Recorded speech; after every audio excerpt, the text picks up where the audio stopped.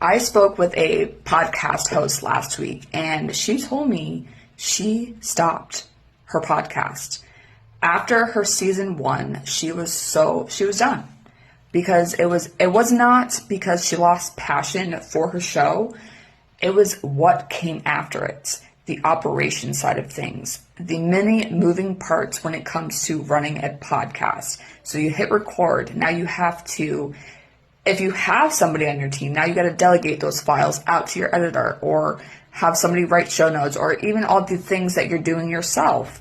And that in itself becomes a lot. And I've seen this time and time again where podcast hosts are running a business and they have a podcast and they stop because the back end becomes too much. And I know for a fact that you have a show, you have a message that you should share. And I don't want you having to feel like, oh, well, I don't want to start the podcast again because now I got to do all these other things. You don't have to do it alone. There's so many, again, the moving parts that's in a podcast, from uploading, delegating the files, writing the show notes, writing social media content, creating clips, all the things that go into that. Yes, you have to have systems in place to make sure that you are not overwhelmed and burnt out. And this is what I am doing to help you. And it doesn't have to look like a crazy amount of hours every week, every month.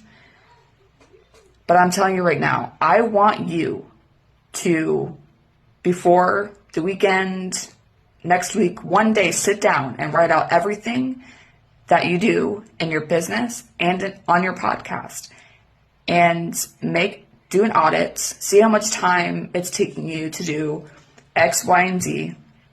And then I want you to sit with it for a moment and figure out, what is that you want to do? And this is what I want to tell you right now, is that you don't have to do it alone. I am here to help you in every step of the way and help you in your business and your podcast so that you can focus on just hitting record, and that is it. You don't have to worry about all the other stuff, because that is not your zone of genius, and you need to focus on your zone of genius.